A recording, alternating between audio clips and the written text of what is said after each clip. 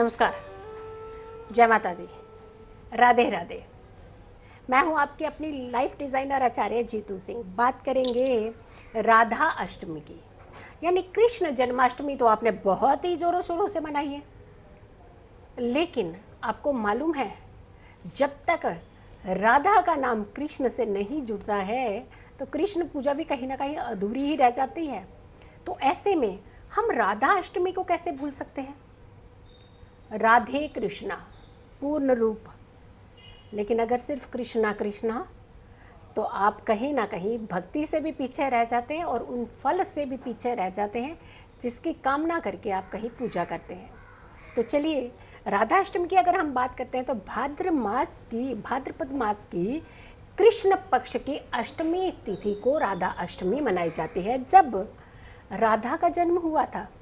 तो ऐसे में सोचिए, एक पावन ऐसा मौका जो कृष्ण के जीवन में भी एक खुशियाँ लेकर के आया, तो आपके जीवन में सोचिए, अगर हम पूजा पाठ नित्य तरीके से विधि विधान से करते हैं तो हमारे जीवन में कितनी खुशियों का भंडार आता है। राधा रानी के जन्म उत्सव पर आपको बहुत ही भव्य तैयारियां वैसे ही करनी चाहिए जैसे आपने कृष्णा के लिए की। यकीन मानिए, राधा की पूजा करने से कृष्ण ज़्यादा प्रसन्न होते हैं। जो मनोकामनाएं आपने कृष्ण जन्माष्टमी पर रखी थी कृष्णा के सामने, अगर वाकई ही आपने पूर्ण करनी है, पूरी करवानी है, तो राधा को मना लीजिए। राधा मानी तो आपकी मनोकामनाएं समझो पूर्ण हुई। तो इसीलिए राधा अष्टमी की अगर हम बात करते हैं तो 11 अगस्त और 12 अगस्त को जन्माष्टमी पड़ी थी, 2 दिन की जन्माष्टमी। क्योंकि तिथि का जो था वो ऐसा हेर फेर इस बार हो रहा था कि अगर नक्षत्र मिल रहा है तो तिथि नहीं मिल रही, अगर तिथि मिलती है तो रोहिणी नक्षत्र नहीं मिल रहा था। तो दोनों का कॉम्बिनेशन नहीं बन रहा था। तो ऐसे में 11 और 12 2 दिन तक आपने जन्माष्टमी मनाई। लेकिन उसके अकॉर्डिंगली जब हम तिथि के हिसाब से आगे बढ़ते हैं तो 26 अगस्त की बुधवार की राधा अष्टमी पड़ती है। राधा अष्टमी के दिन कहा जाता है राधा को श्रृंगार अर्पित करना चाहिए, ज़रूर करना चाहिए, विधि विधान से पूजा ज़रूर करनी चाहिए। और हाँ, मुहूर्त की अगर हम बात करते हैं तो मुहूर्त बहुत उत्तम होता है। किसी भी शुभता को और ज़्यादा बढ़ाने के लिए, फल और ज़्यादा गुना कई गुना उसका और फल पाने के लिए मुहूर्त बहुत इम्पॉर्टेंट रोल निभाता है आपके जीवन में।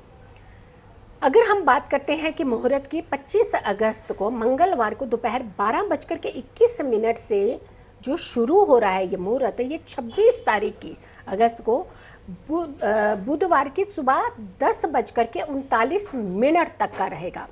तो यानी जो राधा जी का जन्म हुआ था वो भी दोपहर में ही हुआ था, इसीलिए दोपहर की पूजा का श्रेष्ठ महत्व है। ऐसे में व्रत करने वाले से कहा जाता है कि समस्त पापों से आपको मुक्ति मिलती है।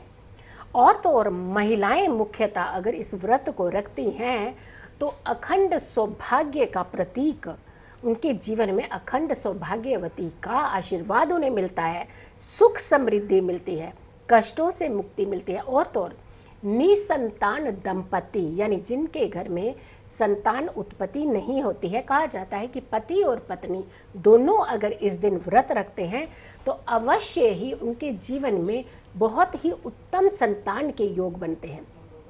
अब आती है बात कि इस अष्टमी पर, लेकिन अब कहा जाता है कि जैसे जो तिथियां मिली है वो हमें मिली है 26 तिथि, यानी सूर्य उदय की तिथि जो है वो 26 को मिल रही है। तो 26 को इस व्रत की महत्वता है क्योंकि उदय तिथि का व्रत ही मान्य होता है।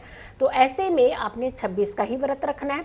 और 26 के व्रत के साथ जब आप पूजा विधि करें तो मध्याह्न की पूजा ज़रूर कर लें। जो विधि जो रिचुअल्स आपने सारा ऐसे किया था वैसा ही कृष्णा के लिए, वैसे ही राधा के लिए किया। और हाँ, अगर आप लोगों ने अभी तक झूले लगा रखे हैं अपने घर में, यकीन मानिए झूले अभी उतारिएगा मत। झूले में राधा रानी और श्री कृष्णा को एक साथ झूला ज़रूर दीजिएगा। अपने जीवन से कष्टों को अगर आपने अपने जीवन से दूर करना है तो आपको पूजा विधान और तरीका और विधि, इन चीज़ों का खास ध्यान रखने की ज़रूरत है। इसके साथ साथ समय का ध्यान रखने की ज़रूरत है। तो ऐसे में आपने इस व्रत को बहुत ही निष्ठा से करना है। सूर्य उदय से पहले का स्नान लेना है। ये नहीं है कि व्रत रखना है तो 9 बजे उठ रहे हैं, कोई बात नहीं। अगर आप घर पर भी हैं, छुट्टी भी है, तो भी उठिए सूर्य उदय से पहले, क्योंकि उदय तिथि बहुत इंपॉर्टेंट होती है हमारे जीवन में। कहा जाता है कि जो भी व्यक्ति सूर्य उदय से पहले उठ करके स्नान करके और पूजा विधि कर लेते हैं, उनके जीवन में सूर्य तो चमत्कार करता ही है। सूर्य का आशीर्वाद तो हमेशा बना ही रहता है। वो ग्रह बहुत उत्तम स्थान प्राप्त करता है, इनफैक्ट आपके जीवन में एक बहुत उत्तम जगह देता है आपको। लेकिन व्रतियों को, जो व्रत रखते हैं, उन्हें हमेशा सूर्योदय से पहले ही उठना चाहिए, पहले ही स्नान करना चाहिए, पहले ही उसकी पूजा जो है वो समाप्त करनी चाहिए। यकीन मानिए, अगर आप ऐसा विधि विधान से करते हैं तो आपके जीवन में सारे कष्ट दूर होते हैं, आपके जीवन में समस्याएं दूर होती हैं, और आपके जीवन में हमेशा अगर आगमन होता है तो वो सुखों का ही आगमन होता है।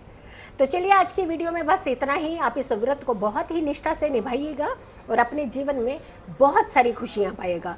जल्दी हाजिर होंगे एक और अच्छी वीडियो के साथ। तब तक के लिए नमस्कार।